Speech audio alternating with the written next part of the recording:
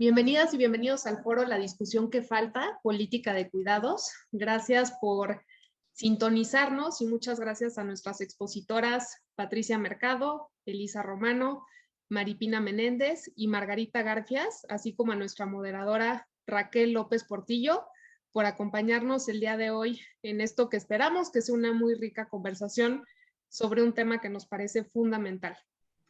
Quisiera dar brevemente un poco de contexto sobre este foro. Nosotras, nosotres, nosotros somos un movimiento de exigencia colectiva de derechos y llevamos 4 años organizándonos de punta a punta del país con otras personas, con otros colectivos, con otras organizaciones para defender derechos que están siendo sistemáticamente vulnerados y que significan un deterioro en las condiciones de vida de las personas y sobre todo de aquellas en situación de mayor vulnerabilidad. Hemos aprendido a lo largo de este camino que el mejor método para exigir nuestros derechos es en bola y de forma organizada, y por eso es que el 21 de febrero de este año decidimos lanzar la campaña que falta, una campaña desde la ciudadanía que busca poner en el centro la importancia de cobrar conciencia sobre el impacto que genera la vulneración de derechos en la vida de millones de personas y por lo mismo la importancia de ir juntas y de forma solidaria para enfrentar aquellos grandísimos problemas que más nos lastiman como sociedad. Nos parece en este momento urgente movilizarnos, sobre todo en el contexto de pandemia y de cara también a un proceso electoral donde se está generando una dinámica de polarización brutal que ni siquiera nos está permitiendo generar una conversación. La verdad es que nosotras queremos otro tipo de cosas, no queremos ni vamos por votos ni por cargos, sino lo que queremos son propuestas sólidas y pues juntar a más y sumar a más personas que le entren a esta batalla por nuestros derechos. En esta campaña decidimos trabajar una agenda con 5 temas que nos parecen fundamentales. El primero, que tiene que ver con los derechos laborales y el trabajo digno para todas las personas, pero con mucho énfasis en las que tienen los trabajos más precarios, como por ejemplo las trabajadoras del hogar y los repartidores de plataformas digitales. 2, la salud digna, empezando con el acceso efectivo de medicamentos y ahorita en este contexto de COVID, de vacunas para todas las personas. 3, el tema del ingreso vital de emergencia para las personas que se quedaron sin empleo, que han visto disminuidos sus ingresos y que no cuentan con ningún tipo de apoyo por parte del gobierno federal. 4, una cultura de paz que se opone a la violencia política y los mensajes y discursos de odio. Y finalmente el tema de política de cuidados para niñas, niños, adolescentes, personas mayores, personas enfermas y con discapacidad. Queremos que esta política de cuidados y los cuidados no sigan recargándose, sobre todo en las mujeres. Y es con este último tema con el que damos inicio a los foros de la discusión que falta. Lo estamos haciendo en el marco de las actividades en torno al 8 de marzo y lo estamos haciendo porque nos oponemos a esta profundización de la desigualdad de género. Yo les quiero hacer una invitación a todas las personas que nos están sintonizando a que conozcan más acerca de nuestra campaña en nuestro sitio web www.nosotros.org. Lo pongo aquí en este cartelito porque a veces no es fácil deletrearlo. Échense un clavado a lo que tenemos en nuestro portal para que también conozcan lo que estamos haciendo en torno a los diferentes ejes de esta campaña, a que firmen nuestra proclama, a que la compartan con más personas y a que sumen a más personas para esta defensa por nuestros derechos. Ya no me extiendo más, quisiera ahora cederle la palabra a nuestra moderadora, Raquel López Portillo, quien es especialista en derechos humanos e igualdad de género. Se ha desarrollado en los sectores público, privado y de la sociedad civil, sobre todo en temas de seguridad, justicia y... Muchísimas gracias. Muy buenas noches a todas y a todos y muchas gracias, Andrea, por la presentación y por la invitación a moderar este espacio La verdad es que es un verdadero honor para mí poder moderar esta conversación con estas invitadas de lujo sobre un tema tan importante como necesario, sobre la discusión que falta sobre la política de cuidados en México. Hemos visto cómo se ha avanzado mucho, cómo cada vez vemos a más mujeres en el ámbito laboral, pero que a la par no ha habido un avance en el tema de política de cuidados. Esto en nuestro país y alrededor del mundo, las mujeres se siguen haciendo cargo de la mayor parte de estas labores y hoy esta conversación nos reúne para platicar precisamente sobre este tema y sobre posibles soluciones que pueda haber en nuestro país. Antes que nada, quisiera presentar a nuestras panelistas. Esta noche contamos con la presencia de Patricia Mercado, senadora por Movimiento Ciudadano y destacada activista por el reconocimiento y garantía de los derechos de las mujeres. Muy bienvenida, senadora.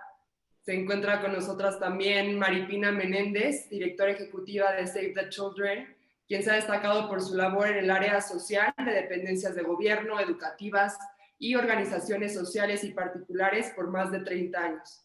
Un gusto, Maripina. Gracias. También le damos la bienvenida a Margarita Garfias, fundadora de Familias y Retos Extraordinarios. Bienvenidos a Holanda. Es también integrante del colectivo Yo Cuido y activista por los derechos de las personas con discapacidad y también de las personas que cuidan a otras. Muchas gracias por acompañarnos. Y finalmente está con nosotras Elisa Romano. Ella es jefa de la causa de trabajo del hogar en Nosotres y activista por los derechos de las mujeres en Indecidibles. Un gusto contar contigo, Elisa. Pues básicamente la dinámica del evento consiste en 3 bloques de alrededor de 10 minutos cada uno, en donde mediante las intervenciones de nuestras panelistas nos ayudarán a comprender qué es la política de cuidados, su importancia, los avances que se está viendo en esta materia en nuestro país, y al final, por supuesto, tendremos un espacio para preguntas y respuestas del público. Si quieren ir poniendo también en el chat sus preguntas y las haremos llegar a nuestros panelistas al final de la sesión. Así que, sin más preámbulos, me gustaría que empecemos la conversación desde lo básico, desde donde parte toda la discusión en torno a la política de cuidados, que es su definición. Porque desde el ámbito de los derechos humanos y desde el feminismo, esta conversación se ha puesto sobre la mesa desde hace tiempo, pero en el debate público parece que falta un poco más de claridad en este tema. Entonces, quisiera empezar contigo, Elisa, preguntándote un poco a qué nos referimos cuando hablamos del derecho a un cuidado digno. Pues primero, muchas gracias por la invitación. Y como lo dijiste, nosotros como personas tenemos necesidades. O sea, las políticas o la parte del trabajo de cuidado nace de que las personas tenemos necesidades en general y que tienen que ser satisfechas. Y en ese momento, al ser satisfechas, necesita alguien que las satisfaga. Hay muchas poblaciones que por sus características naturales no pueden satisfacerlas por sí mismas. Por ejemplo, un niño pues a lo mejor no puede tener el dinero para ir a trabajar, para comer y entonces pues tener todas sus necesidades cubiertas. Una persona con discapacidad, por ejemplo, en algunos casos no podrá por sí misma conseguirlos. Y entonces ahí es donde entra toda la parte de cuidados. Cuando nosotros tenemos derecho a que nuestras necesidades sean satisfechas y también satisfechas por otros cuando no está dentro de nuestras posibilidades poder satisfacerlas por nosotros mismos. Entonces, digamos que eso básicamente sería lo que engloba la política de cuidados. Y es cierto que no nada más actualmente, o más bien conforme se socializa un poco más este tema, ya no corresponde únicamente al, no sé, como algo de supervivencia nada más, como, pues necesitas comer, ten comida, necesitas dormir, pues ten una cama, o necesitas medicinas, ten medicinas, sino que es cierto que conlleva una carga emocional y de empatía y de comprensión que no nada más concibe a las personas como un objeto que tiene ciertas necesidades que se cumplan, sino que tienen también esos sentimientos y emociones que conlleva tener esas necesidades y que son contenidas solamente por el hecho de ser sociales, ¿no? Entonces, en ese sentido, no nada más es el hecho de que nos satisfagan nuestras necesidades, de que nuestras necesidades se vean satisfechas a nivel básico, sino también a nivel socioemocional. Muchísimas gracias, Elisa. Y retomando esta definición que nos ha dado, quisiera pasar contigo, Maripina, para hacerte también esta misma pregunta sobre la definición, pero destacando en particular la relación que tiene el cuidado digno con la maternidad y con el cuidado de los niños y niñas. Sí, por supuesto. Muchas gracias, Raquel, y un honor sin duda formar parte de este foro y también de este movimiento. Me siento parte integrante de este movimiento y me siento muy honrada por eso. Bueno, quizás lo primero que yo diría sobre el tema es que, digamos, el Sistema Nacional de Cuidados se refiere específicamente, me parece a mí, a dos aspectos clave. El que tiene que ver con la atención y lo que tiene que ver con la dotación de servicios. Todos los seres humanos a lo largo de nuestro ciclo de vida hemos necesitado, necesitaremos sin duda un sistema de cuidados. Y bueno, ¿a qué nos referimos con el tema de servicios? Bueno, pues por supuesto todos necesitamos de vivienda, de alimentación, de educación, de salud, de higiene básica, ¿no? También necesitamos de orientación, de atención emocional, de valores, de toda una visión cultural y por supuesto, para el caso de los niños y las niñas, de modificaciones importantes en lo que tiene que ver con pautas de crianza, particularmente para nosotros desde Save the Children de pautas de crianza con ternura. Digamos que ese es el conjunto total de lo que nosotros podríamos decir como un sistema. Desde un enfoque de derechos, este sistema debiera tener, bueno, por supuesto, como decía Eli, una especial atención a determinado tipo de población. Ya lo decía también Andrea, la población discapacitada, los niños y las niñas, por la situación de vulnerabilidad, también de pobreza, etcétera, requieren finalmente pues de la existencia de este sistema. Yo decía que desde un enfoque de derechos, digamos que es fundamental, y esto es parte también de una visión estratégica de un sistema nacional, tiene que tener un carácter universal, tiene que ser accesible, tiene que ser, digamos, suficiente, tiene que tener pertinencia y tiene que tener algo que no se tiene hoy en una situación de dotación de servicios y de atención, un sentido de integralidad. Hoy, digamos que es importante decir que esta vertiente del sistema de cuidado tiene que tener, digamos, dos componentes. El que corresponde propiamente a todas las personas de ser cuidadas. Ser cuidado es un derecho, ¿no? Sino también, y creo que ese es un elemento muy importante, cuidar a las cuidadoras, como también lo mencionaba Eli. Y bueno, hay que decir sobre este tema que, digamos, desde el punto de vista de un marco legal en México, la Constitución mexicana no ha reconocido explícitamente lo que tiene que ver, digamos, ni los códigos ni las leyes explícitamente el derecho al cuidado.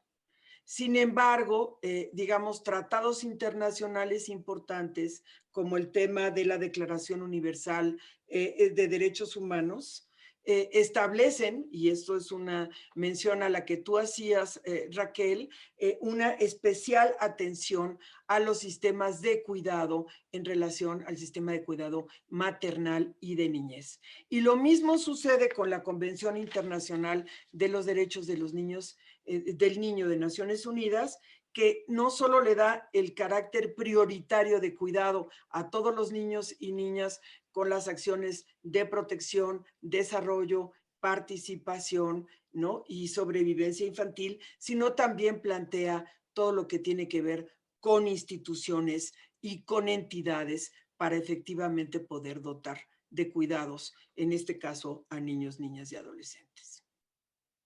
Muchísimas gracias, Maripina. Qué importante reflexión partir de la idea de cuidados como un derecho y que por ende se necesita que sea universal y accesible.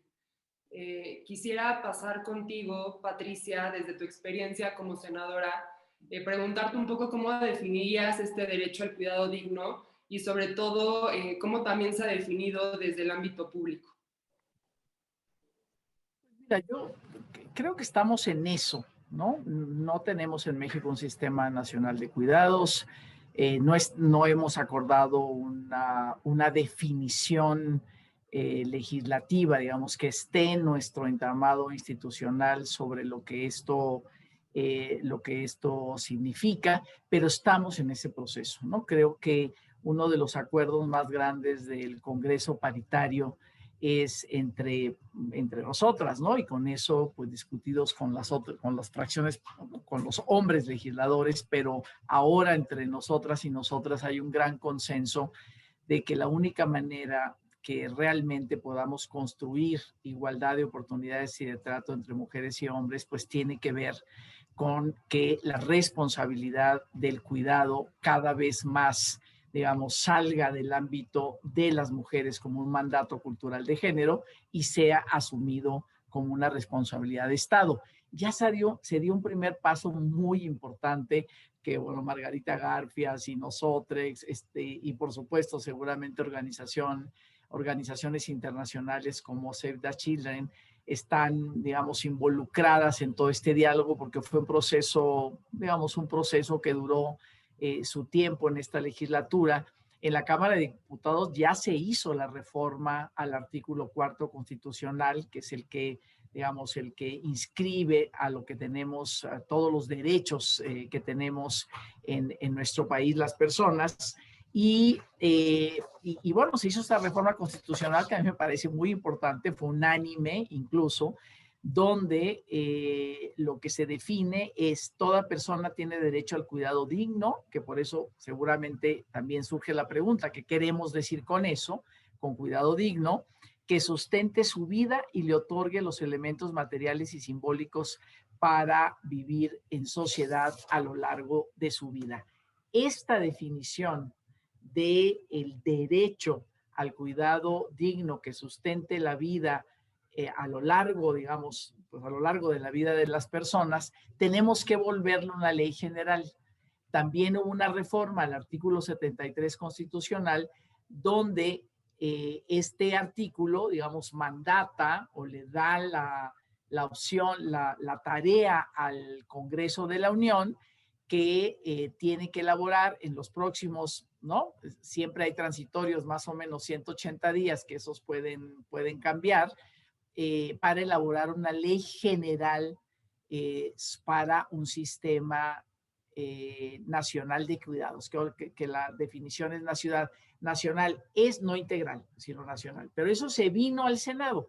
En este momento el Senado no podemos, porque estamos, sobre todo, estamos teniendo reuniones a distancia, vamos a ver si se puede, pero en este momento no estamos como haciendo reformas constitucionales porque estamos trabajando de manera virtual la gran mayoría del tiempo y es un periodo muy corto, termina el 30 de abril. Yo de todas maneras, la Comisión de Igualdad de Género aquí con la senadora Malú Micher, pues están haciendo el esfuerzo por pues tener una primera, digamos, iniciativa para este sistema integral o nacional de cuidados en esta legislatura, porque finalmente se puede hacer, ¿no? Aunque no tengamos la reforma constitucional todavía, pero tenemos ya el derecho a la salud, el derecho al trabajo, otros derechos que pueden justificar un sistema y además, pues porque viene el presupuesto. Si no lo hacemos ahorita y no se publica, imposible que haya un peso, digamos, no imposible, ¿no? Pero no vamos a poder tener para el 2022 un presupuesto, por lo menos para arrancar un sistema de cuidados que pueda definir lo que significa este derecho, cómo se come, cómo los niños, las niñas, las personas vulnerables, adultos mayores, personas con discapacidad, cómo pueden acceder a esto si no tenemos esa ley general, ¿no? Y me parece que hay las definiciones que se han dado aquí, la OIT tiene definiciones, hay distintas definiciones, la ley, y con eso termino este primer comentario, en la Ciudad de México ya está en la mesa ya una propuesta que dejó el gobierno pasado, una propuesta para un sistema de cuidados que define que tiene que ser accesible, que tiene que ser, digamos, de calidad, que no puede haber diferencias entre un servicio, ¿no? A veces les da servicios del DIF baratos para ciertos cuidados y la gente que tiene seguridad social pues tiene servicios de cuidado mejores. Entonces todas estas diferencias reproducen desigualdades y ese no es un cuidado digno. Entonces, bueno, pues en eso estamos acá en el legislativo. Muchísimas gracias, Patricia. Sin lugar a dudas, creo que también es algo que tenemos como ciudadanos y ciudadanas que enterarnos más, ¿no? Que saber todos esos esfuerzos que se están haciendo desde el ámbito legislativo, porque al final son nuestros derechos y si no los conocemos, ¿cómo los vamos a poder ejercer? Finalmente, quiero cerrar este primer bloque contigo, Margarita, haciéndote esta misma pregunta, pero más orientada desde tu experiencia, sobre todo en el colectivo y el futuro. No te escuchamos, Margarita.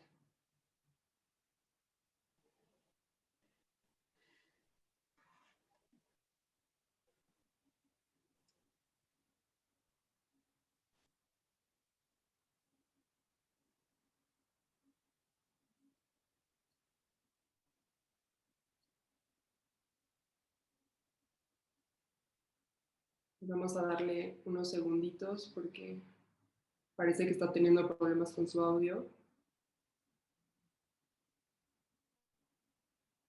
No.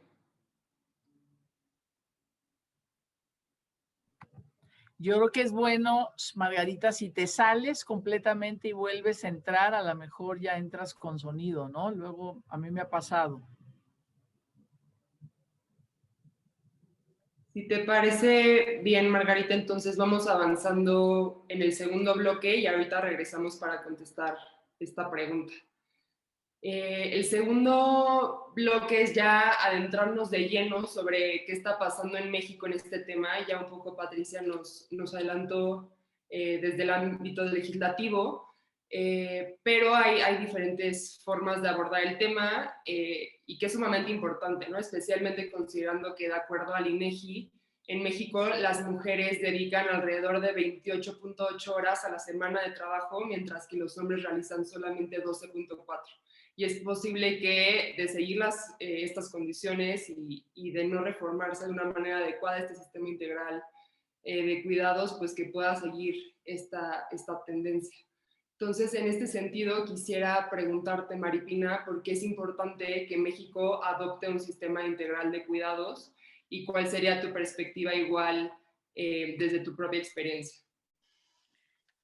Bueno, pues mira, creo que, digamos, un sistema nacional de cuidados está intrínsecamente ligado con un sentido profundo de bienestar.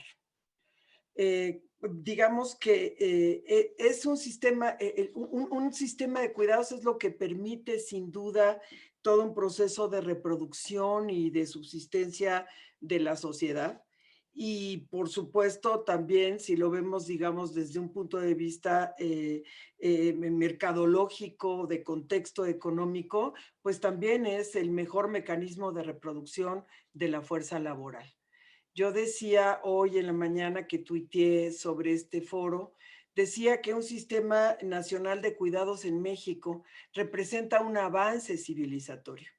Si entendemos, o sea, hay experiencias importantísimas en los países nórdicos, en Noruega, en Dinamarca, en Suecia, en Gran Bretaña, inclusive también en Estados Unidos, en donde el Sistema Nacional de Cuidados es lo que da el estándar de una calidad de vida y de mejores condiciones de vida, da un sentido muy profundo de felicidad incluso a los ciudadanos y a las ciudadanas de esos países. Entonces, creo que, digamos, ese sería un sentido y un objetivo fundamental del sistema de cuidados, efectivamente lograr que la mayor parte de la población mexicana, y sin duda, Raquel, lo decías tú, las mujeres especialmente, que son quienes finalmente están a cargo de una manera sustancial del tema de los cuidados, se vean reflejados, o sea, vean sin duda la ventaja que puede representar este sistema. Hay estudios internacionales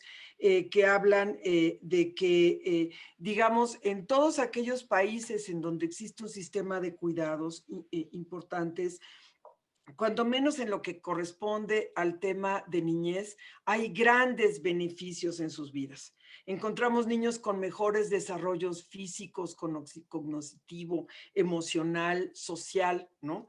En aquellos casos en donde los sistemas también funcionan, aunque tengan problemas como en todos los lugares del mundo, sin duda las mujeres también reciben grandes beneficios. Liberan su tiempo, reducen su nivel de estrés, incrementan sus opciones de formación y desarrollo, tienen mayor autoestima, tienen un aumento en su capacidad de empoderamiento y pues por supuesto esto se refleja también tanto para niños y mujeres como en una reducción importante de tasas de mortalidad, de tasas también de enfermedad. Y en el caso de niños y niñas, pues elimina considerablemente temas de repetición de grados escolares, de deserción, de violencia, de criminalidad, etcétera. O sea, en verdad, la creación de un sistema que de manera objetiva tenga una atención y cuidado integral,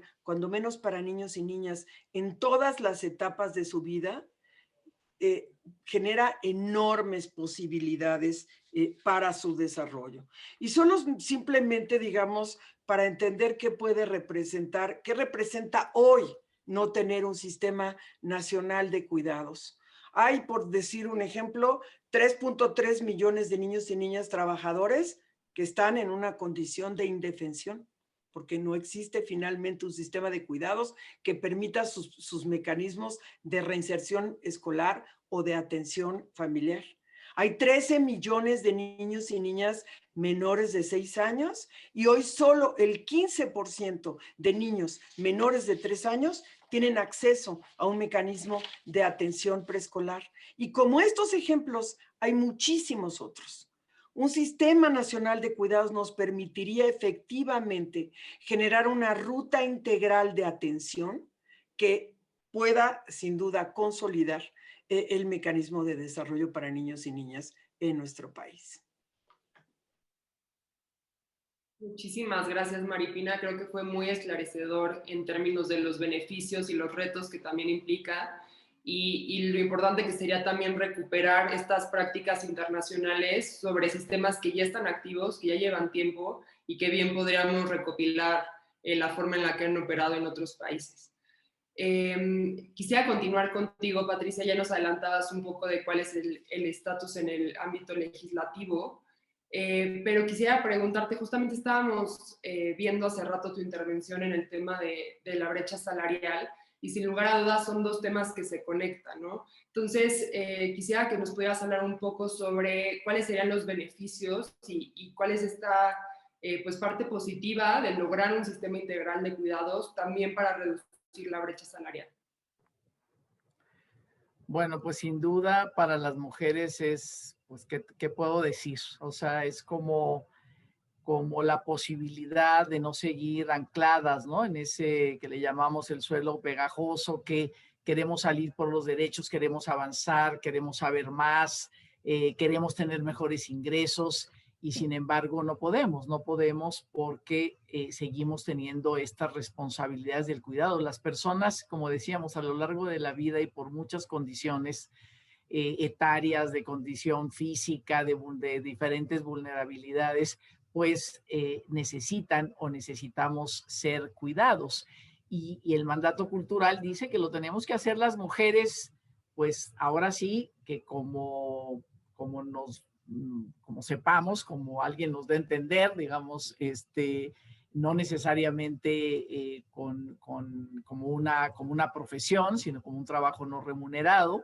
Y entonces eso, bueno, pues nos tiene en las condiciones laborales digamos, en términos de horarios, en términos de puestos de trabajo, en términos de jornada laboral, pues en condiciones, digamos, que no podemos asumir todas las responsabilidades para tener mejores condiciones, porque tenemos que cargar con estas tareas de cuidado, ¿no? Como un mandato cultural, simplemente no hay ninguna otra explicación. Entonces eso pues hace que los hombres y las mujeres, digamos, entre lo que ganan los hombres y lo que ganamos las mujeres, pues hay una brecha en México alrededor del 22%, pero puede ir efectivamente hasta el 35%, como alguna senadora, Verónica Delgadillo, creo, decía hoy en la discusión, ¿no? Entonces necesitamos, no solamente es un tema del espacio laboral, ¿no? De ganar menos por trabajos desvalorizados o por incluso el mismo trabajo, sino el tema de que mientras no los cuidados sean una responsabilidad del Estado y no de las mujeres al interior de los hogares, las mujeres vamos a seguir entrando en condiciones de desigualdad al mercado de trabajo y vamos a seguir participando en la economía en condiciones muy precarias. Sobre todo, vamos, terminaría con ese comentario, sobre todo en este momento, porque aquí se dieron datos, pero el dato que nos da CEPAL hace más o menos 15 días de que en México, en el contexto de pandemia, las mujeres están usando 44 horas a la semana, es decir, casi una jornada completa en labores de cuidado, de contagio, de convalecencia de niños y niñas que están cerradas las escuelas, pues francamente, por supuesto que también el INEGI nos dice, hay 6 millones de mujeres de enero del año pasado a este enero que quisieran salir por ingresos, pero no pueden por estas responsabilidades que están viviendo, ni siquiera se lo plantean, ¿no? Entonces, pues realmente también, ¿no? Hay un retroceso muy grande, las mujeres, y se relaciona mucho con lo del ingreso vital, ¿no? Que hablaba Andrea, o sea, las mujeres están quedándose en las labores de cuidado porque el Estado no está asumiendo esa responsabilidad y te dice confinamiento, quédate en casa y si te sientes mal, te quedas en casa solo hasta que ya te sientas muy mal, vienes a los servicios de salud. ¿Te quedas en casa con quién? O sea, ¿quién está cuidando a esa persona que está iniciando un proceso de contagio? Pues por supuesto que son mujeres que ya habían alcanzado cierta autonomía y ahora están estirando la mano porque están sin un peso en la bolsa. Ese ingreso vital de emergencia en este momento para realizar esas tareas, pues por lo menos les daría algún sentido, ¿no? De mínima independencia y autonomía para realizar ese trabajo, pero teniendo algo en su bolsa, que además ya estaban acostumbradas a tenerla porque ya habían salido al mercado de trabajo. Muchísimas gracias, Patricia, y sin lugar a dudas creo que das en el clavo, ¿no? De cómo con la pandemia del COVID-19 esta realidad simplemente se ha exacerbado y que ahora estamos presenciando hasta triples jornadas de parte de mujeres, un gran detrimento en la participación laboral y que pues falta por ver cómo se vuelve esa pues no nueva normalidad, pero sino cómo se resarcen los daños que han ocurrido a partir del contexto de la pandemia. Y quisiera ahora sí ir con Margarita para platicar con ella sobre la pregunta del bloque anterior, que era,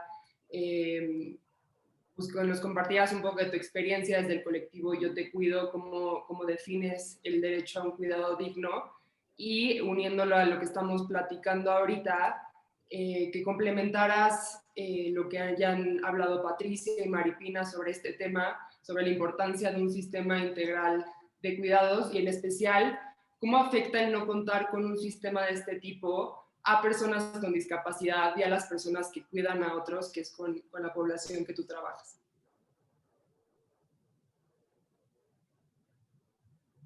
Creo que... Qué pena. Margarita, ¿puedes intentar quitarte los audífonos? No. Tal vez si pudiera algo que tiene. no sé si funcione.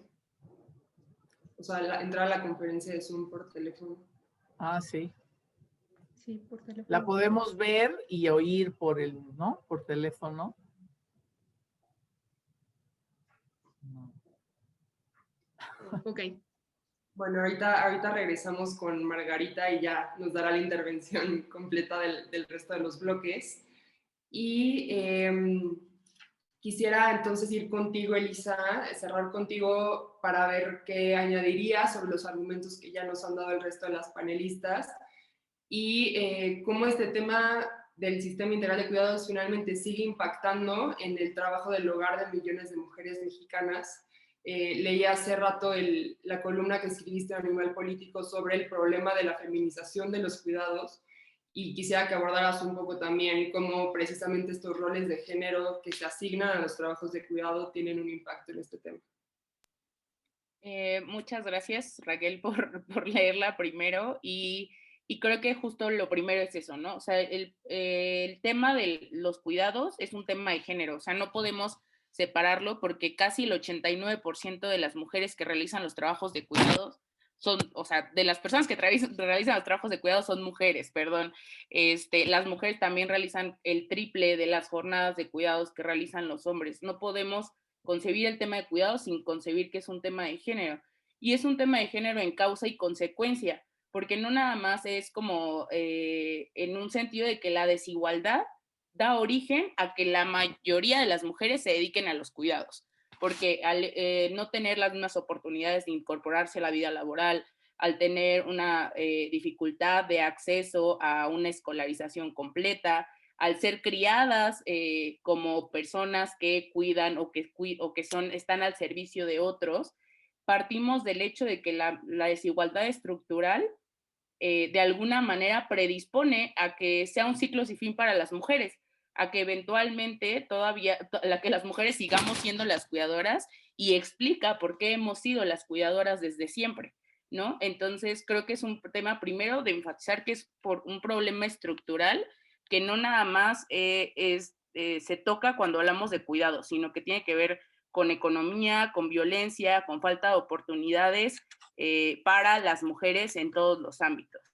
Y en segunda, pues ya obviamente como en consecuencia o como una respuesta que surge la política de cuidados con este enfoque, que por un lado creo que es muy importante y justo es lo que mencionaba en este artículo, ¿no? Que hay que darle poder a la palabra política.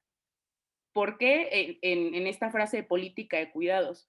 Porque si hablamos nada más de trabajo, parece que es como solamente por lo único que empezamos a valer las mujeres, ¿no? O sea, en el momento en que lo que hacemos per se se cuenta como trabajo, es como, pues esa es la forma en la que se llega al trabajo digno, ¿no? Pero es por eso muy importante que se hable de política de cuidados en su totalidad, porque ya se entiende en ellos todos los matices que están relacionados y que justo responden a un sistema de cuidados completos y no únicamente a que se vea valorado como un trabajo. De cualquier manera, pues obviamente están diseñados, o sea, creo que ahí es donde ha hecho falta un poquito, porque se está diseñando un sistema de cuidados que atienda a aquellas personas que necesitan de cuidados, ¿no? Como algunas personas con discapacidad, de tercera edad, de niños y niñas, este tipo de poblaciones.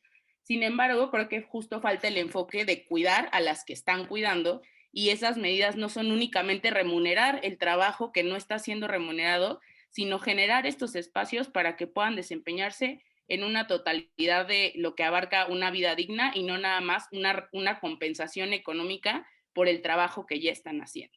De alguna manera y de manera desafortunada, muchas mujeres estamos,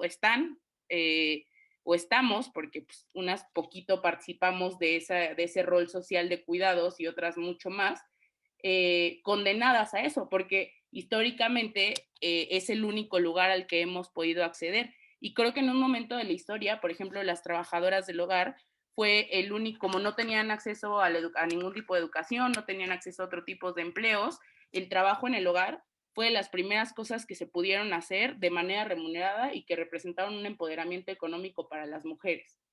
Pero de alguna manera algo que en su momento significó un empoderamiento económico ahora parece que es un destino, ¿no? Que es como algo de lo que ahora ya no se puede salir, y entonces creo que sí es importante, pues en ese sentido, como planteé en un inicio, contemplarlo en una manera completa, con un tema de género y sobre todo con estos matices interseccionales de las distintas vulnerabilidades que una mujer que se dedica a los cuidados o que enfoca ya sea parcialmente o totalmente su vida a ese tema pueda atravesarla. Muchísimas gracias, Elisa. Y ahora sí, vamos de nuevo con Margarita. Esperemos que la tercera sea la vencida y que pudieras platicarnos de las dos cuestiones que hemos hablado, ¿no? Por una parte, de la definición del derecho a un cuidado digno, y por otra, la importancia de crear un sistema integral de cuidados, y un poco de tu experiencia de lo que has trabajado desde la sociedad civil.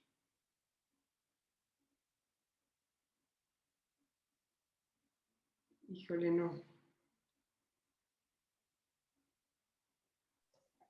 Margarita, si ya estás con tu celular, ¿puedes intentar sin los audífonos? Sí. Ah, ahí se escucha. Creo que ya te escuchamos. ¿Sí? Sí, sin los audífonos, sin los audífonos. Son otros audífonos, ¿me escuchan? Sí. Ok, perfecto. Ok, bueno, mil disculpas por los detalles técnicos, pero bueno, yo aquí de inicio en la primera definición me gustaría acotar 3 términos, ¿no? El derecho al cuidado como este derecho paraguas, y de ahí se desprenden 2 definiciones, ¿no? Los cuidados, que todos los conocemos, que son las actividades cotidianas de la vida diaria que garantizan el bienestar físico y emocional de las personas. Obviamente, si hay físico y emocional, tenemos 2 dimensiones. Una tangible, que se refiere a todos los satisfactores como alimentarte, bañarte, ahora sí que todo lo tangible, y una intangible, ¿no? Que son todas esas relaciones personales que se gestan cuando hay una relación de cuidado. Pero también tenemos que hablar de trabajo de cuidados, porque cuando hablamos de trabajo de cuidados, como lo dice la OIT, son todas estas actividades que implican tiempo, trabajo y esfuerzo para producir satisfactores para uso final propio o de un tercero, ¿no? Porque al final este tiempo que se dedica a estas actividades o a este trabajo de cuidados es tiempo que se nos quita a las mujeres para dedicar a otras actividades, por lo que terminamos con pobreza de tiempo. Y viendo estos 2 bases o estos 2 pilares, estas 2 ejes que están abajo del derecho al cuidado, pues hay que subirle ahora sí que el nivel al derecho al cuidado, mencionándolo como un derecho humano que es el garante de la vida humana y no humana, y que además debe de ser considerado como un bien jurídico. Así como la vida, la salud y la educación tienen ese peso de bien jurídico, también el derecho al cuidado digno debe de tener ese peso. ¿Por qué? Porque depende del cuidado que tú recibas, va a abonar o no a tu proyecto de vida. Esto es una reflexión que construye Gabriela Ríos Cázares, que pertenece a la Red de Cuidados en México y a la Coalición por el Derecho al Cuidado Digno y al Tiempo Propio, y que desde esta dimensión podemos ejemplificar que un niño que desgraciadamente tiene que quedarse solo en su casa porque es hijo de una madre soltera que no tiene una guardería donde dejarlo, tal vez se va a quedar encerradito con llave hasta que la mamá regrese. Y por esa carencia de cuidado va a tener menos oportunidades que otro niño que sí puede quedarse al cuidado de su abuela, que sí puede ingresar a una instancia infantil donde van a habilitarle funciones, donde van a desarrollar habilidades y donde va a construir un proyecto de vida diferente al que está encerrado en su casa 4, 6, 8 horas por la falta de espacios de cuidado. Entonces, eso siempre hay que tenerlo bien presente. Ahora, ¿por qué es importante que México adopte un sistema nacional de cuidados? Primero, hay que ver al sistema no como una institución, no hay que verlo así como un edificio grande donde llevamos a una persona y ahí se queda, no. O sea, un sistema nacional de cuidados es el conjunto de leyes, políticas interseccionales, medidas y servicios articulados que aseguran el acceso al cuidado digno de todas las personas y que garantizan los derechos de las personas que lo brindan. Porque, otra vez, no podemos tener derechos unas a costa de los derechos de las otras, ¿no? Sabemos la lucha de las trabajadoras del hogar, cómo se impacta, bueno, todo lo que ha pasado. Y también nosotras, desde el cuidado que damos a las personas en condiciones de enfermedad, de diagnósticos crónicos, también estamos en una situación muy precaria, ¿no? Y al ver, analizar estas políticas que está poniendo nosotros sobre la mesa, sobre trabajo digno, salud digna, ingreso vital, cultura de paz y política de cuidados, debo decirles que las 4 primeras están atravesadas por el derecho al cuidado. Así de sencillo, ¿no? ¿Por qué? Porque estas trabajadoras, que en mi caso atendemos a las necesidades de otra persona que por su condición de vida, ya sea discapacidad, enfermedad crónica, pero que necesitan de otra persona las 24 horas del día para satisfacer sus necesidades de cuidado, de apoyo, de acompañamiento escolar, ¿no? Hace que nosotras entreguemos este tiempo al cuidado de esta persona y que perdamos nosotras nuestro proyecto de vida.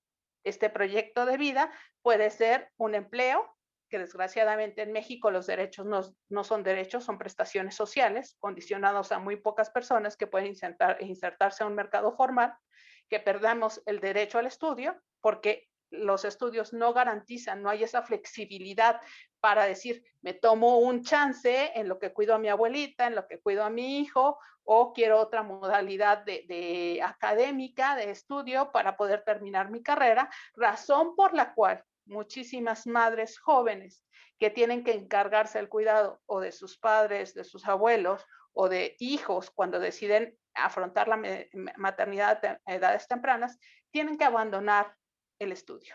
Y esto precariza todo su proyecto de vida. Es por eso que el derecho al cuidado digno debe de ser un bien jurídico, ¿no? Y les digo, a la altura que de la salud, de la educación y que la vida, porque de ahí parte muchísimas oportunidades o desigualdades, dependiendo de las oportunidades de cuidado que tengas en este momento.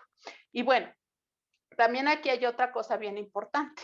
Este trabajo de cuidados es súper importante. ¿Por qué?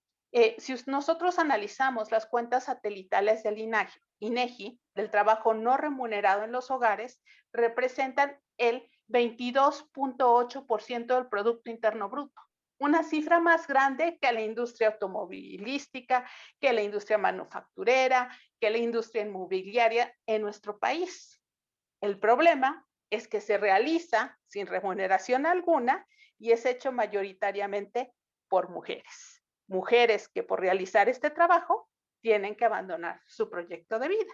Y a esto se suma precisamente el trabajo que hacemos las mamás, las abuelas, las hermanas, las hijas, que como yo tenemos que atender las necesidades de una persona con una enfermedad crónica, con una discapacidad que no les permite tener autonomía personal para satisfacer sus necesidades de cuidado propio, y que este trabajo se suma a este 22.8% y representa el 27.3% del Producto Interno Bruto del sector salud.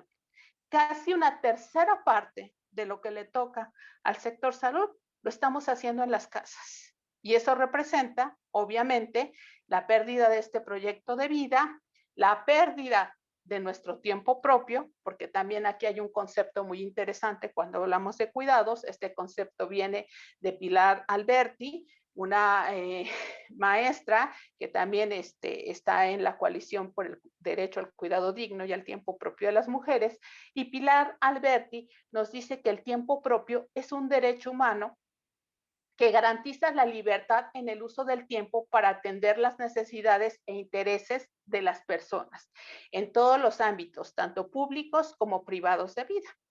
Si las mujeres tenemos pobreza de tiempo, estamos dedicadas pues al hijo, al esposo, a la hermana, a satisfacer la vida de los otros y la nuestra se queda postergada. Entonces, el tener servicios, políticas, ejes que nos permitan y que permitan a las personas tener estos servicios satisfacidos de diferente manera, en forma corresponsable entre las familias, entre la sociedad, entre el mercado y entre el Estado, nos dejaría a las mujeres tiempo propio para conservar el empleo, tiempo propio para poder aspirar a un cargo más dentro de ese empleo, tiempo propio para terminar la escuela, tiempo propio para atender nuestro autocuidado.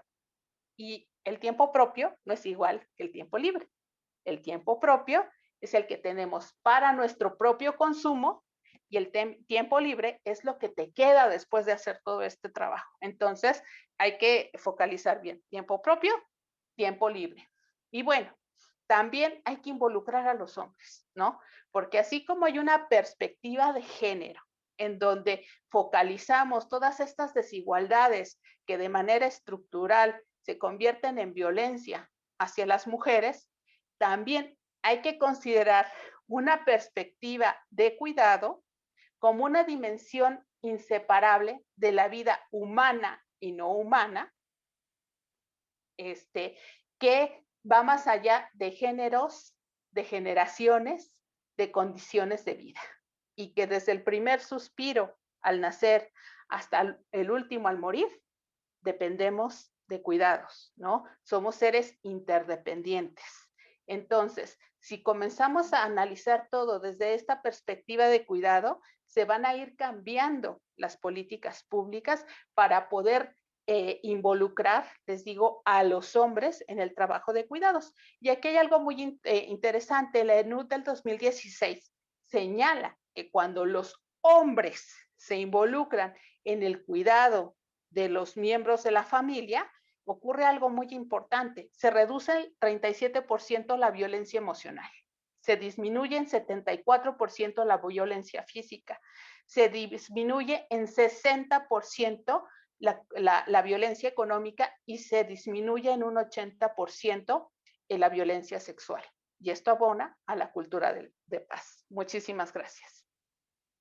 Muchísimas gracias, Margarita. Qué gusto escucharte y con datos y desde tu experiencia tan importante. Y un dato que me gustaría destacar entre la información que das es uno que tiene el propio INEGI, en el que si las mujeres recibían una compensación económica por todo el trabajo doméstico que hacen en el país, equivaldría a más del 20% del PIB.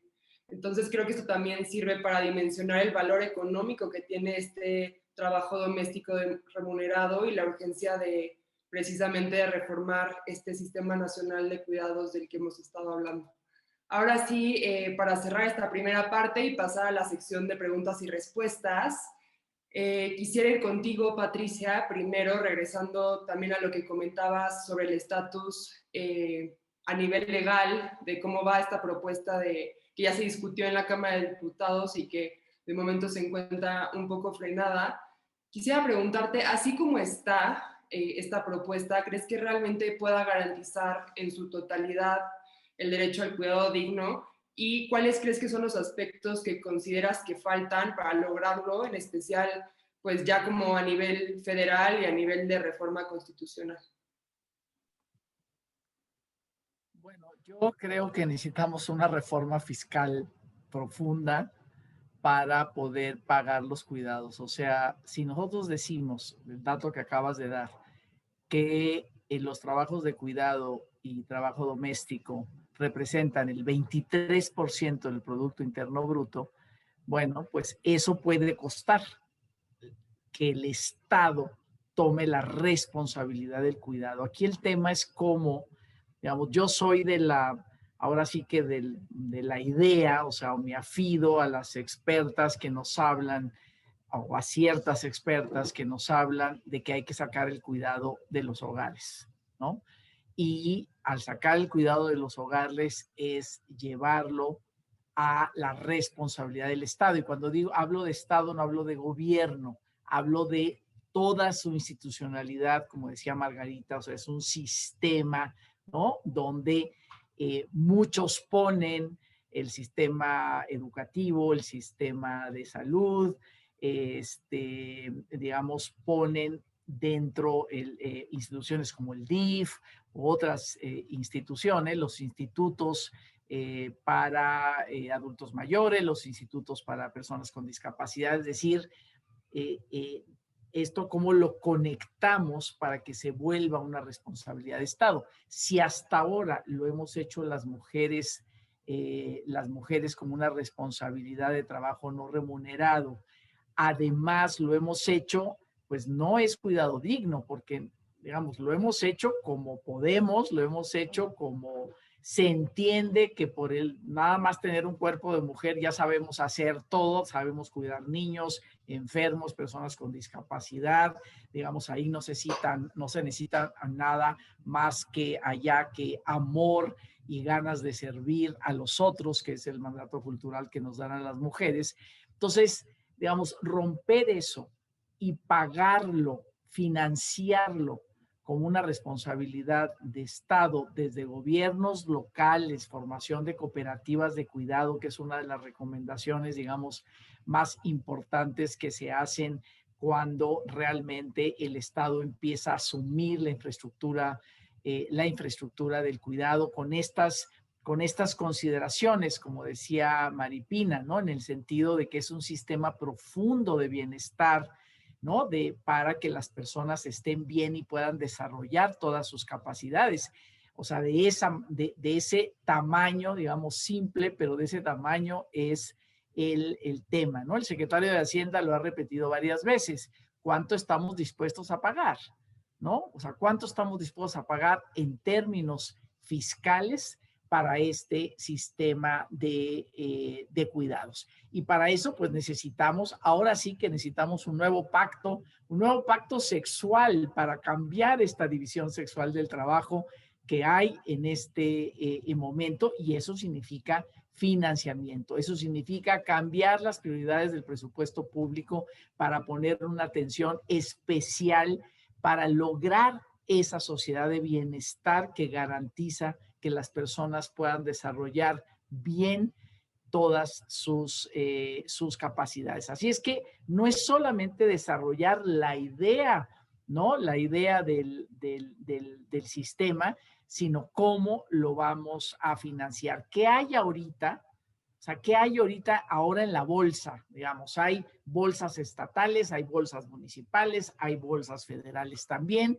¿Cuánto tenemos ahí? ¿De qué manera está distribuido? ¿Y cómo podemos armar este sistema nacional e integral para garantizar ese bienestar, ¿no?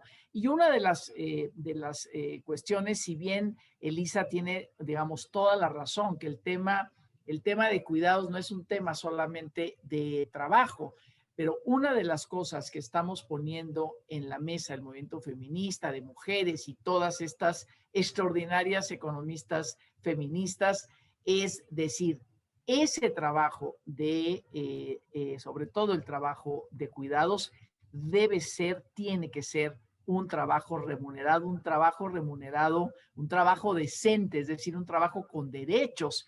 Apenas estamos consiguiendo los derechos para las trabajadoras del hogar, porque las trabajadoras del hogar remuneradas estaban dentro de esa bolsa de, pues ahí las mujeres, ¿no? Que sigan cuidando y que cuiden como sea, sin derechos y sin nada, que lo que decía Margarita, o sea, esta reforma constitucional también habla de los derechos, digamos, de las personas que cuidan en una concepción más amplia, que no es el ama de casa o la mujer que está en la casa que ahora hay que pagarle, ¿no?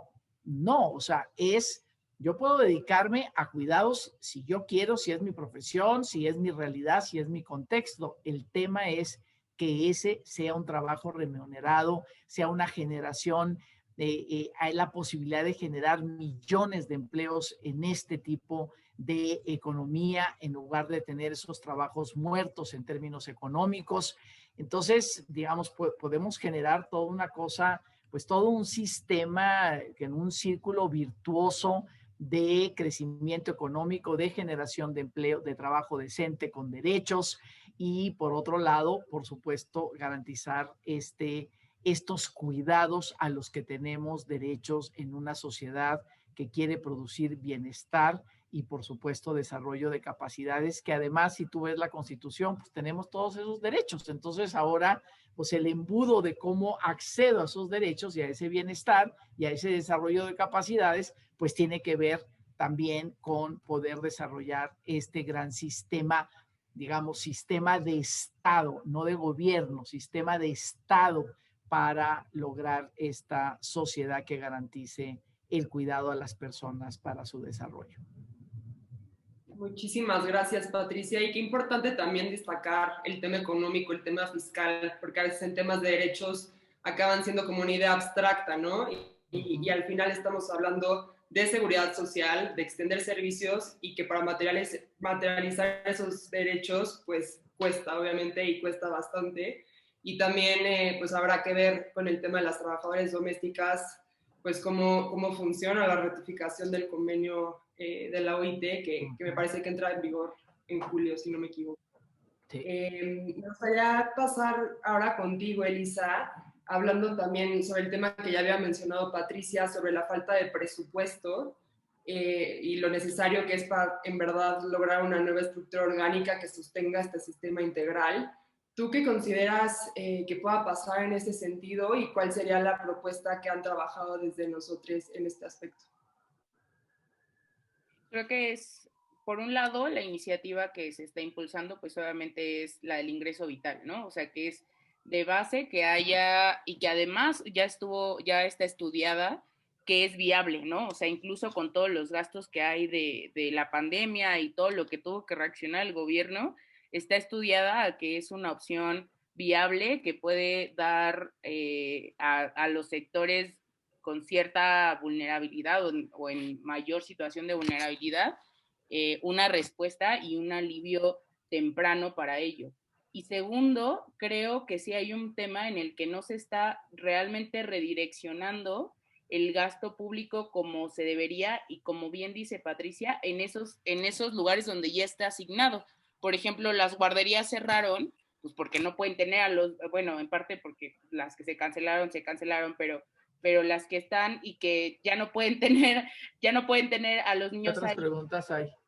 Exacto, es como, pues ya no, o sea, ¿qué pasó con eso, no? O aquellas cosas que ya no se podían hacer de manera presencial en los talleres que hace el DIF, en todas estas casas, ese dinero no se está redireccionando correctamente para atender eso que se supone que se estaba haciendo por parte del Estado dentro de la política de cuidados, no se está redireccionando ahora a los hogares y a las mujeres y a las personas que se encargan de eso. Entonces, por un lado, por parte de nosotros, está como base en la parte del ingreso vital mínimo para que nosotros, para que podamos asegurar que además sea algo que no tenga que pasar mucho tiempo para que suceda, porque esto ya es urgente, ¿no? Es como algo que se tenga, que se reaccione de manera inmediata, que sea urgente, que no tengan que poner 42 peros para poder acceder, porque es muy cierto que las trabajadoras, por ejemplo, en las trabajadoras del hogar, pues muchas de ellas tuvieron que acceder a créditos, muchas de ellas ni siquiera tuvieron la oportunidad de poder recibir una prestación por parte del gobierno y entonces tuvieron que endeudarse con otras cosas y eso sabemos que económicamente endeuda más de una generación, a veces de su misma familia. Entonces, creo que es bien importante, por un lado, reconocer que existen esas iniciativas que estamos impulsando y que ya han dado casos de éxito en estados como Michoacán.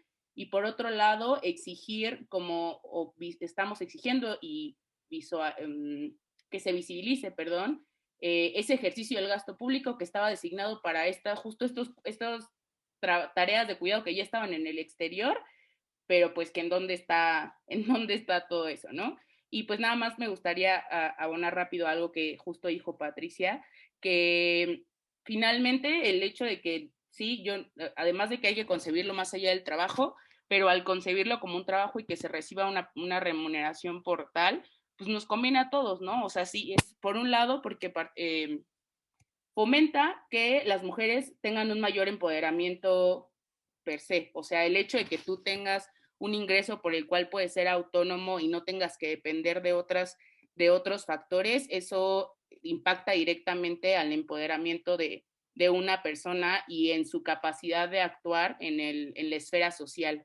Y no nada más actuar en términos muy abstractos, sino actuar y gastar. Y entonces también eso de alguna manera termina moviendo a la economía, y que es algo que no nada más es, pues, ¿de dónde vamos a sacar los 64 billones que representa el trabajo no remunerado si lo remuneráramos? Sino que eventualmente tiende a un equilibrio y no nada más es como hay que darles, ¿no? O sea, es como esto va a tender a un equilibrio que impacta socialmente en el empoderamiento de las mujeres como gremio y al final en un crecimiento económico global. Muchísimas gracias, Elisa. Y quisiera preguntarte, Margarita, en este mismo sentido, tu opinión sobre la propuesta, como está conformada actualmente sobre el sistema de cuidados, y si nos pudieras platicar un poco desde los colectivos, desde la sociedad civil, cómo la ven, qué proponen para hacer de esta iniciativa una realmente viable y efectiva. Bueno, obviamente, ¿no? Cuando hablamos de garantizar derechos universales a toda la población, no hay dinero que alcance, realmente, ¿no? Como lo menciona Patti, como lo menciona Elisa, porque ya llevamos bastantes décadas postergando derechos, ¿no? Entonces, lamentablemente, se tiene que iniciar de una manera progresiva, ¿no? Sí tener un objetivo claro de hacia dónde queremos ir, pero sí ir atendiendo a grupos prioritarios y también generando precisamente mecanismos a través de políticas públicas, ¿no? Porque aquí hay que ser bien claros, ¿no? Hay 4 convenios que son ahora sí que como que los maestros, como la base que ha puesto la OIT sobre la mesa, que es el convenio 100 sobre igualdad de remuneración por trabajo de igual valor, que es apenas algo que está ahí, que salió de Senado, ¿no? Tenemos el convenio 111 sobre discriminación en el empleo y la ocupación, tenemos el 183 sobre la protección de la maternidad, tenemos el 156 sobre trabajadoras y trabajadores con responsabilidades familiares. Ninguno ha sido firmado por México. Entonces, México no se ha comprometido, aunque esta sea su bandera actual de que van por una, en el ámbito internacional se están catalogando como feministas, pues no lo están haciendo, porque está pendiente esto. Y si no se comienzan a articular pequeñas cosas, o bueno, yo diría pequeñas, pero sí implican mover muchísimos mecanismos para garantizar y armonizar estos convenios, pues no podemos avanzar. Entonces, no va a ser construir o poner algo de repente, infraestructuras, cosas nuevas. ¿Por qué? Porque no va a haber dinero que alcance, ¿no? Y eso le ha pasado a Japón, le ha pasado a España, le ha pasado a Uruguay, y terminan retractándose, recortando y bajando muchísimo lo que se había garantizado, ¿no? Entre comillas.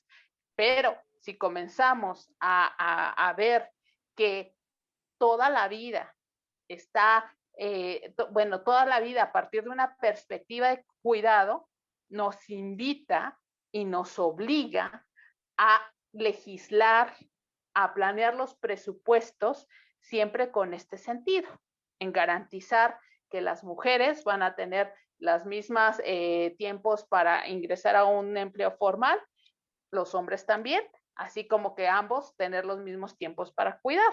Pero también, si seguimos todos en los trabajos informales, pues tampoco va a haber quien garantice estos derechos, porque como lo decía, los derechos aquí en México son más prestaciones sociales que te ofrecen cuando tienes un empleo formal que derechos, ¿no? Como lo menciona la Constitución. Entonces, para mí, para nosotras, es iniciar, ¿no? A construir este andamiaje a partir de pequeños cambios que van a resultar en grandes oportunidades de vida, precisamente para mujeres, para hombres, para familias. Y aquí también quiero plantear algo que me preocupa mucho sobre el ingreso vital. El ingreso vital, pues se plantea como algo universal para todas, para todos, priorizando a grupos específicos que lo necesitan. Pero en el caso de las familias de mi comunidad, preferimos que se nos garanticen los derechos, como a la salud digna, porque las familias gastan alrededor de 3,000 hasta 21,000 pesos en medicamentos que no les da el Estado. Gastan en hospitalizaciones, gastan en transporte porque no hay transporte accesible, ¿no? Y entonces una cosa que puede ser gratuita se convierte en algo que cuesta 500 pesos porque hay que pagar 250 pesos del taxi de ida y 250 del taxi de venida, y una beca de 2,250 pesos bimestrales simplemente dura para cubrir los gastos de la primera semana. Entonces, creo que también aquí vale la pena hacer pues esta mirada con equidad, que no muchas veces no es cuánto tengas, sino cuánto gastas, debido precisamente a este piso disparejo de la garantía de derechos. Gracias. Muchísimas gracias, Margarita. Y finalmente, Maritina, me encantaría cerrar contigo, que nos platicaras un poco. Tienes una experiencia súper amplia, tanto en gobierno como en organizaciones sociales. Entonces, ¿cuál es tu perspectiva sobre a dónde debe de ir esta propuesta? ¿Cuál es la manera correcta de hacerla y cómo, qué pasos son los que se tienen que seguir para poder consolidarse, ¿no? Complementando un poco los puntos de las demás participantes. Muchas gracias, Raquel. Bueno, creo que mis colegas han dado de verdad muchísimos elementos sobre este tema, ¿no?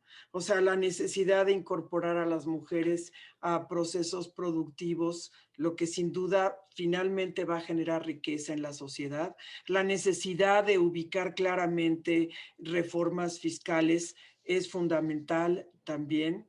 La estrategia de entender, como dice Margarita, que esto es un andamiaje institucional, no es la creación de una, como decía Patricia también, de un edificio, sino, digamos, es más bien una propuesta clara y concreta de integración institucional. Y quizás, digamos, un factor que también me parece relevante incorporar es el incluir al sector privado. No solo el Estado es el proveedor, digamos, de atención y servicios de cuidado. El sector privado tiene una responsabilidad real y también Margarita lo decía, no solo en el tema de prestaciones, sino de generación de derechos. Y también, una vez que también esté planteado desde el punto de vista del Estado como proveedor de servicios, también debe ser regulado para que otorgue también servicios de calidad y pueda ser un aportante importante de la sociedad. El Estado tiene deudas terribles, tiene deudas fuertísimas con las mujeres, tiene deudas gravísimas con los niños y las niñas, y también tiene deudas severas con la sociedad civil. Es la sociedad civil históricamente en este país la que ha proveído desde hace muchísimos años de un sistema de cuidados, siempre en una condición tan de indefensión como la de los propios beneficiarios.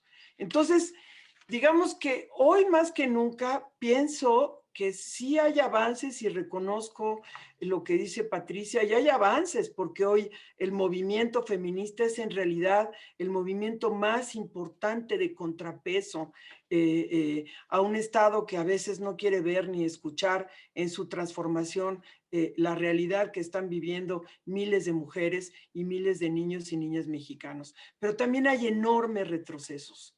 Hemos perdido programas estratégicos que tenían que ver finalmente con mecanismos de fortalecimiento del sistema de cuidados, la desaparición de estancias infantiles, el tema, digamos, de los programas de apoyo a jornaleros agrícolas, es un tema gravísimo, ¿no? Hace 2 semanas, una niña hija de jornaleros agrícolas de 4 años, ¿no? En el estado de Sinaloa, muere por causas prevenibles, por una simplemente deshidratación, porque no hubo un sistema de cuidados, porque no tuvo derecho a identidad, porque no tenía nombre y apellido.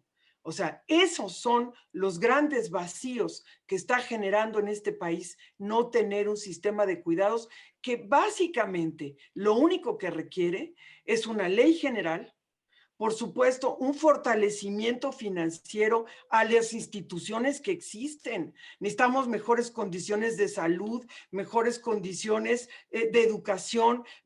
Necesitamos una visión integral de la política, una ruta de atención que identifique claramente cómo estas acciones de atención y de cuidado se reflejan en la vida cotidiana de niños, de niñas, de niños y de personas con discapacidad, de ancianos, de mujeres. Necesitamos eso urgentemente. Eso no necesariamente cuesta. Hay una propuesta en ese sentido. Hay que empujarla. Necesitamos efectivamente que logremos un órgano rector al que se subordinen, con todo respeto, las secretarías de Estado y las instituciones de seguridad pública, con una idea fundamental de servicio y de protección a una población como la mexicana que se está muriendo, que está sufriendo las peores condiciones de verdad de desigualdad que están viviendo mujeres, niñas, niños y adolescentes. Entonces, creo que es factible. Creo que el Sistema Nacional de Protección Integral ha demostrado que tiene sentido en la articulación. Le falta también mucho al CIPINA, pero al menos es un intento, ¿no?, de tratar de lograr que haya mecanismos de evaluación sobre la situación en la que viven las mujeres, los niños y las niñas y la población vulnerable. Al menos es un intento de empezar a articular las acciones institucionales que existen. Es una obligación de Estado, es una obligación como sociedad civil, y pues yo verdaderamente creo que esta campaña es una campaña estratégica, porque es una campaña que no es una campaña de personas y de egos, es una campaña de contenidos y de contenidos estratégicos, de una situación emergente. Todos los días en Save the Children estamos recibiendo casos lamentables de niños y niñas que en verdad están sufriendo las peores condiciones. Eso no se lo merece el máximo patrimonio que tenemos como sociedad, que son los niños, las niñas y los adolescentes de nuestro país. Muchísimas gracias, Maripina, y a todas por tan buenas intervenciones y tan valiosas propuestas y comentarios. Ya estamos un poco pasadas de tiempo, entonces, si les parece bien, voy a leer algunas de las preguntas que han llegado para rapidísimo, quien quiera responderlas, tomarse uno o 2 minutos. Simplemente quien quiera responderlas, prender sus micrófonos. Llegó una muy interesante sobre el tema de mujeres y personas privadas de la libertad y en este sentido, cómo podría plantearse un sistema de cuidado que incluya las situaciones de las mujeres privadas de su libertad y de las mujeres que cuidan a hombres privados de su libertad. También preguntan qué se puede hacer desde la sociedad civil para poder impulsar un sistema de cuidados que realmente sea efectivo. Y por último, también llegó otra pregunta sobre, si me dan un segundito, sobre cómo se relaciona el Sistema Nacional de Cuidados con los programas sociales que están activos actualmente en México. Esas son las tres preguntas. Si pudiéramos nada más tomarnos unos minutitos, quien quiera responder. Ay, a mí me gustaría contestar la segunda, justo como desde la sociedad civil, como estos esfuerzos, y creo que abonando un poquito a lo que comentabas, Margarita, de las preocupaciones respecto al ingreso, es una de las vertientes o del dónde está el corazón de nosotros como organización, es justo en la creación de colectivos que si bien nosotros tenemos como agendas principales, como las que acaba de mencionar Andrea Santiago en un inicio, existen estos otros colectivos que están exigiendo pues que se cumplan o que se garanticen ciertos derechos que, como comentaba al inicio, dan pie, o sea, como que son causa de que haya una diferencia entre mujeres y hombres que están cuidando o dentro de personas con discapacidad que no tienen un ingreso o que no tienen una beca que sea equiparable a lo que necesitan para hacer todos sus cuidados. Tenemos un colectivo que exige también, por ejemplo, la parte de maternidades responsables y de mujeres en Tabasco. Están aquellos en Nayarit que están velando justo por esta parte de los derechos de las personas con discapacidad. Entonces, creo que un esfuerzo que se puede hacer de la sociedad civil va más allá de solamente justo como regresar a esta parte de que es política, de que no nada más podemos exigir que se dé por un lado y solamente tirarle a que la respuesta sea un ingreso mínimo o que se cree un presupuesto grandote para este tema, sino se tienen que exigir que las bases que dan origen a la desigualdad, más bien las bases de desigualdad que dan origen a que exista este problema, se resuelvan. Y en ese sentido creo que eso va justo de la mano de cada una de las causas que se defienden desde la sociedad civil y que tratamos de dar lugar desde nosotros. Muchísimas gracias, Eli. ¿Alguien más que quiera contestar alguna de las otras preguntas? Quería comentar, no, sin duda, los hijos, hijas de las mujeres que están en reclusión tienen que ser, por supuesto, parte de este sistema. O sea, tenemos que garantizar el derecho al cuidado en el sentido más amplio, que es el derecho a la educación de esos niños y niñas, y no asumirlos como, pues es el bulto, ¿no? Es el bulto que tienen estas mujeres antes de que cumplan los 6 años, ya salen esas niñas, esos niños a ver quién digamos, quién sigue, ¿no? Su proceso de cuidado, de atención y de educación.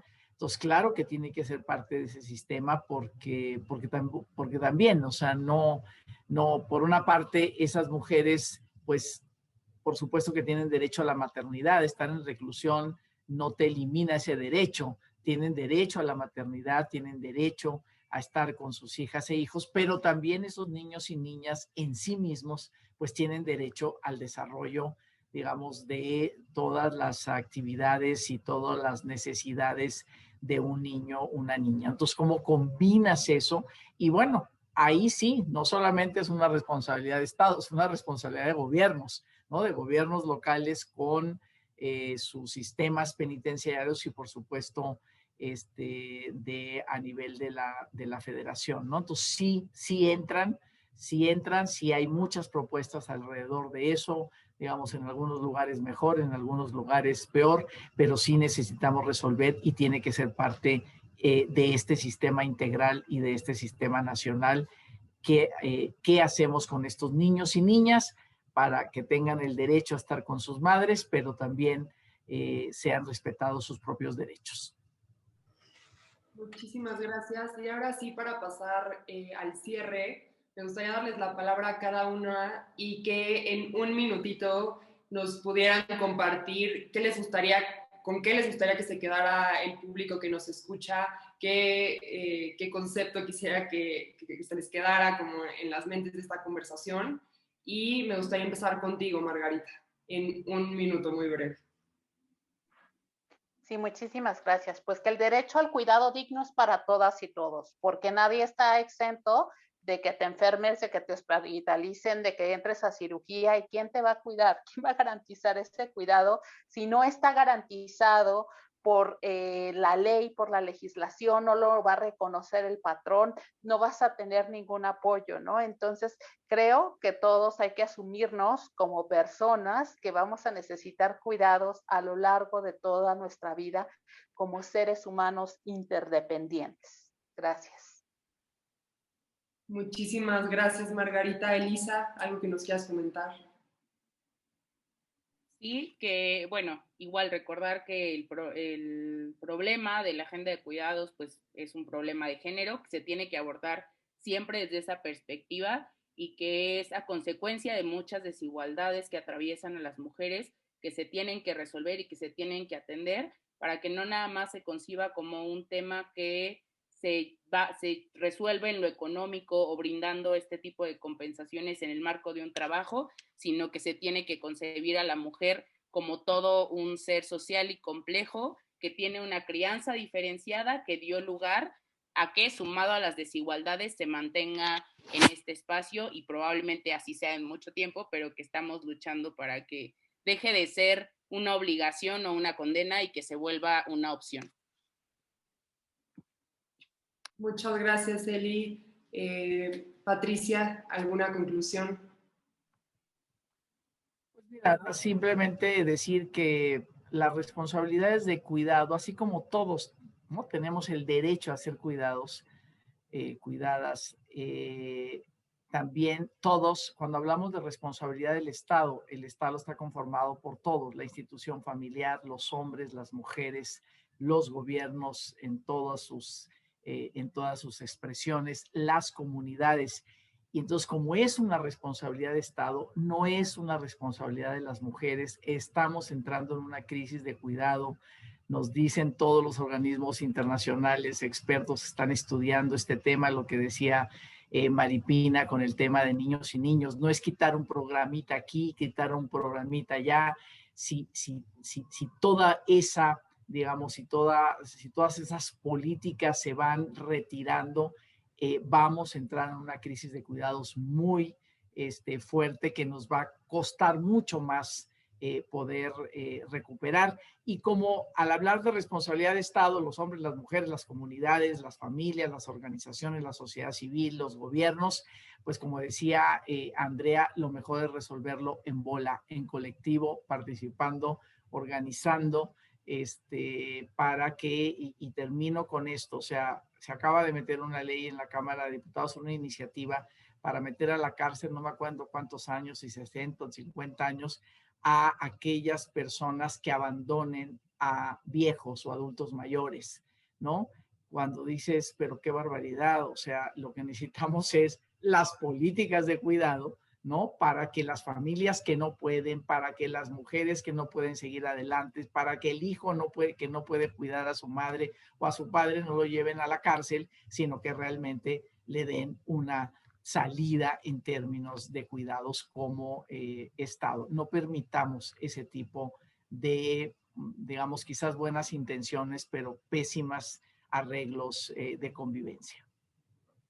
Muchísimas gracias, Patricia. Y finalmente, Maripina. Muchas gracias, Raquel. Muchas gracias. Primero, agradecer profundamente esta participación y me siento muy honrada, de verdad, de estar con mis colegas. Y lo segundo, simplemente decir que el cuidado digno es un derecho, que el mecanismo que tenemos para garantizar la sobrevivencia y el desarrollo de nuestra sociedad está basado en ese tema, en un sistema nacional de cuidados, que va a ser el reflejo concreto en la vida cotidiana de niños, de mujeres y de población vulnerable para mejorar efectivamente sus condiciones de vida. Entonces, hoy es un tema de la agenda de esta campaña y es un tema prioritario y tiene que ser un tema en la visión colectiva para todos los mexicanos y mexicanas, porque si lo logramos, de verdad, va a tener un efecto concreto en la vida de las mexicanas y los mexicanos y de los ciudadanos que vivan y ciudadanas que vivan en nuestro país. Muchas gracias. Muchísimas gracias, Maripina. Y antes de darle la palabra de vuelta a Andrea, quisiera agradecerles muchísimo por esta conversación tan interesante. Estoy segura que todas y todos nos llevamos pues todo su conocimiento, toda su perspectiva sobre el tema. En lo personal, creo firmemente en que en la medida en que comprendamos que existe este trabajo invisible y que lo reconozcamos como tal, con todo lo que implica, también nos va a permitir tener más claridad sobre cuáles son las desigualdades de género con las que contamos, y no solo en términos del Estado, sino también cómo coexistimos entre nosotras, cómo trabajamos, cómo consumimos, cómo nos cuidamos. Entonces, por mi parte, no me queda más que agradecerles a todas ustedes, a la audiencia, a nosotros por la organización de estas discusiones que sin duda abonan muchísimo a la discusión pública. Y pues bueno, Andrea, muchísimas gracias y te doy la palabra.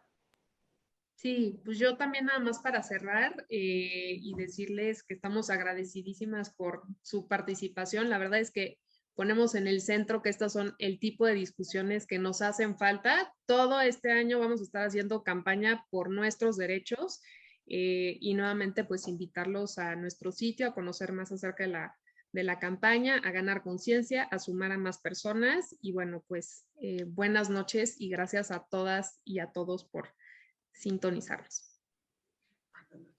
Gracias, buenas noches, encantada. Maripina, Gracias. Elisa, Margarita. Gracias. Muy bien. Muchas gracias, mujeres. Gracias. Gracias, Raquel, por la moderación. Andrea, qué gusto.